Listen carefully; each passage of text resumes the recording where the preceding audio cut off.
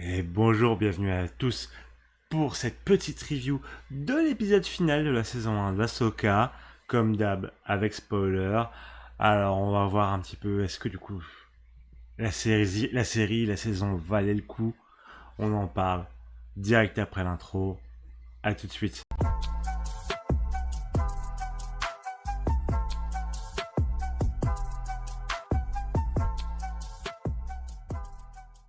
Bon bah alors, qu'est-ce qui se passe dans cet épisode final d'Ahsoka? Bon du coup, Ezra, Ahsoka et Sabine vont pour essayer de rattraper le vaisseau de trône, l'arrêter ou au moins rentrer peut-être avec lui, on sait pas. Euh, la main dans la main.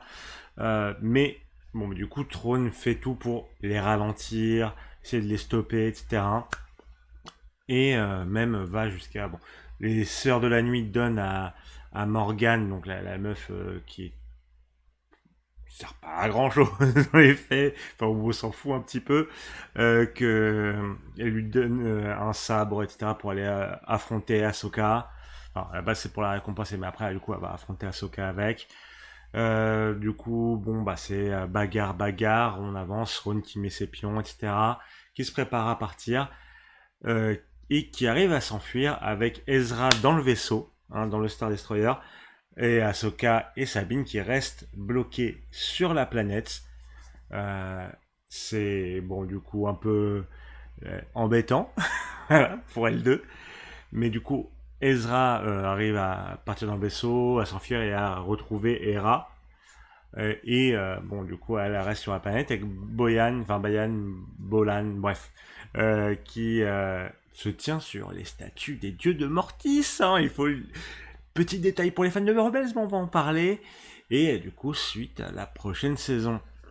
Donc voilà. Alors l'épisode en lui-même était plutôt bien rythmé. Je dois dire. Au début, j'étais un peu dubitatif. J'étais un peu où ça. Au début, là, ça y va poser et tout. Il n'y a pas beaucoup de temps pour finir, etc.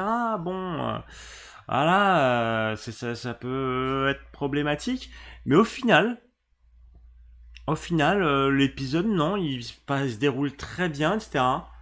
Il y a pas mal d'actions, pas mal de bagarres, on voit des trucs intéressants, on voit de la magie des Sœurs de la Nuit, le sabre et tout, les résurrections, euh, bagarre, Sabine qui progresse dans son utilisation de la force, Ahsoka qui est badass, Ezra pareil, puis t'as le moment où du coup Sabine a projeté Ezra, c'est stylé et tout, Thrawn qui est bien en mode je suis un master tactician, ma gueule, moi Starcraft 2, je les défonce tous. C'est un peu ça. Donc il place ses trucs, etc. Les gens, t'as dû voir les gens qui sont déterminés à se sacrifier pour lui. Voilà, à se sacrifier pour lui, pour l'Empire, etc. Parce qu'ils ont l'espoir que lui soit le grand espoir, l'héritier de l'Empire. Donc ça marche bien pour installer vraiment le personnage de Thrawn, qui est badass, qui paraît intelligent, etc. Je disais dans la dernière review que c'était un petit peu le truc de la loose, mais finalement là ça passe, parce que là, bah, finalement, il arrive à son objectif. Alors, vraiment, il y arrive à son objectif et ça passe. Ça passe, du coup. Donc non, très stylé. C'est. Alors du coup, bon, assez vite, tu sens que la saison va finir sur un cliffhanger, sur le fait que Ahsoka et Sabine vont rester là. Je Moi, je me posais la question, mais du coup, Ezra, parce que les trois pouvaient pas rester là. Ah. Mais fallait forcément qu'Ezra rentre parce que sinon, narrativement, tout ce qu'on a fait servait à rien. Mais du coup, je me disais, est-ce que Sabine. Voilà, parce que Ahsoka, je me disais, bon, c'est à peu près sûr. Mais du coup, bon, il y a le cliffhanger maintenant de bah, comment elles vont faire pour rentrer. Ah, c'est. À un moment, alors pour vous dire, à un moment, j'ai cru qu'ils allaient, ils allaient faire un teasing en mode scène post-générique avec Hera et Ezra qui vont voir Mando en mode on a une mission pour toi. Franchement, j'y ai cru. Hein. Bon, c'est pas arrivé, mais j'y ai cru. J'y ai cru très fort. Ah si, on voit aussi du coup Shin qui retourne voir les autochtones mercenaires là. Donc, qu'est-ce qui va arriver avec elle? Bon, de toute façon, je pense qu'elle va rentrer en même temps que Ahsoka et Sabine, hein, saison prochaine. Et on voit Baylan du coup qui se tient sur, qui regarde au loin, qui voit quelque chose. C'est son objectif. et qui se tient sur les statues des dieux de Mortis. Alors les dieux de Mortis, pour ceux qui ne sauraient pas, c'est un truc qu'on voit du coup dans Clone Wars. Je crois que j'ai dit Rebels avant, non, c'est Clone Wars, où on voit du coup le père, le fils et la fille, qui sont les incarnations de la force. En fait, t'as le fils qui incarne le côté obscur, la fille qui est le côté lumineux de la force, et le père qui est l'équilibre entre les deux. Et en gros, du coup, bon, on voit pas mal d'aventures entre Ahsoka, Anakin, Obi-Wan et eux, où en gros, Anakin devait remplacer le fils et devenir plus ou moins le maître du côté obscur, enfin l'incarnation du côté obscur de la force, etc. Chose qui n'arriva pas, enfin bref, il se passe pas mal de trucs. Et d'ailleurs, on voit aussi l'oiseau d'Ahsoka qui la suit depuis du coup les épisodes sur Mortis, qui est là sur la planète, avec Ahsoka, Sabine, etc. Donc il y a un lien avec Mortis qui est présent, un lien très fort avec la Force, etc. Qui sera surtout, du coup certainement exploré en saison 2. Mais voilà, c'était assez intéressant à voir. Enfin, du coup, le but de Baylan, c'est vraiment un truc lié vraiment très fort à la Force. Donc à voir, je suis intrigué. Je sais pas trop comment ça va se dégoupiller. Mais de toute façon, bon, on va pas se mentir, premier épisode de la saison 2, tout le monde se casse de la planète et on retourne dans la galaxie parce qu'il faut stopper ce Ronin. Bon, allez, deuxième épisode à la rigueur, hein, mais voilà, il y a pas trop de suspense. Mais j'ai hâte de voir. Après, je sais pas comment ils vont faire du coup pour gérer comme l'acteur Ray Stevenson est décédé. Voir est-ce qu'ils vont recast, est-ce qu'ils vont changer la storyline. Je sais pas. J'attends de voir. Mais c'est dommage. C'est très triste pour l'acteur. Qui, de toute façon, a crevé l'écran toute la saison. Donc c'est bien dommage. Mais bon. En soi, du coup, non, moi j'ai beaucoup aimé cet épisode. Je devrais trouver vraiment cool. J'ai certes une petite frustration du côté du...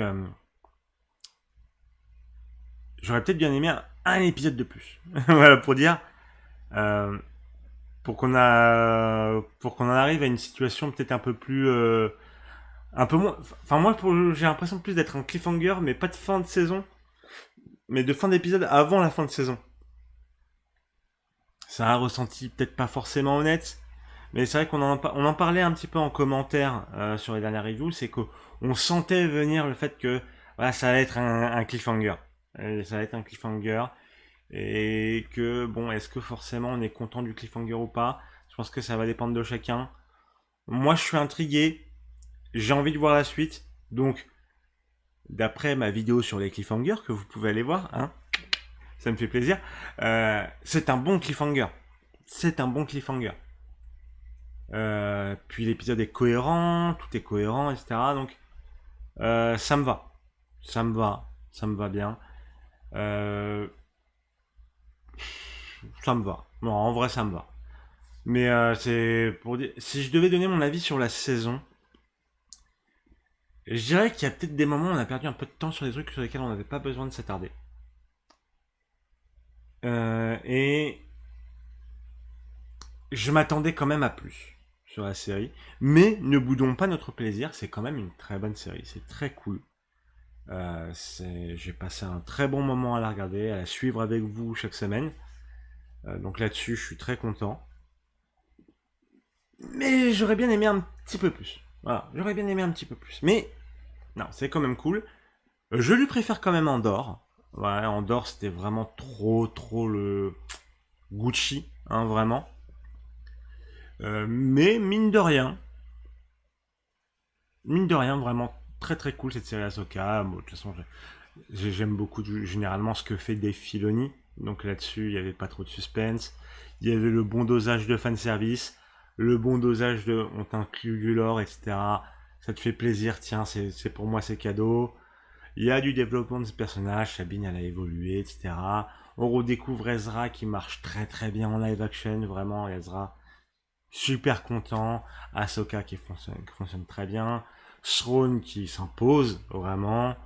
Et les autres personnages nouveaux comme Baylan ou Shin, très cool. Donc non, vraiment, j'aime beaucoup Ahsoka, je vous la recommande.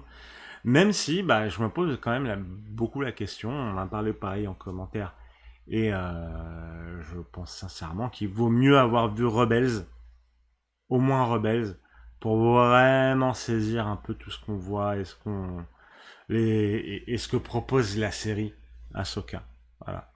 C'est vraiment la saison 5 de Rebels. Voilà. Donc non, bah pour donner un mot final, enfin un mot de fin là-dessus, Ahsoka c'est cool. J'ai très hâte qu'ils confirment la saison 2 et qu'on ait la saison 2. C'est non de la bonne cam. C'est de la bonne cam. Je vous recommande, allez-y, foncez. C'est du bon Star Wars. C'est pas comme du Obi-Wan Kenobi ou c'est pas comme du Boba Fett. On a des éléments qu'on aime dans Star Wars, de la découverte, des personnages du lore, de l'occulte, etc. C'est cool. Vraiment, c'est cool. Donc, allez-y, foncez. Regardez Ahsoka. Nous, on se retrouve tout bientôt. On va passer des reviews d'Ahsoka aux reviews de Loki. Ne vous inquiétez pas. Voilà, on est là, on est présent. Hein. Ça me fait plaisir. C'est pour moi, c'est pour vous, c'est cadeau, c'est le bonheur. Donc, voilà. On se retrouve tout bientôt pour une prochaine vidéo. N'hésitez pas à vous abonner, à laisser un commentaire pour me dire ce que vous avez pensé de la série. Pour me dire aussi, bah, oh, j'avais pas vu ça dans la review et tout, c'est cool, voilà, on en parle, etc. Ça me fait très plaisir. Et n'hésitez pas aussi à me suivre sur mes différents réseaux. Des bisous. À la prochaine.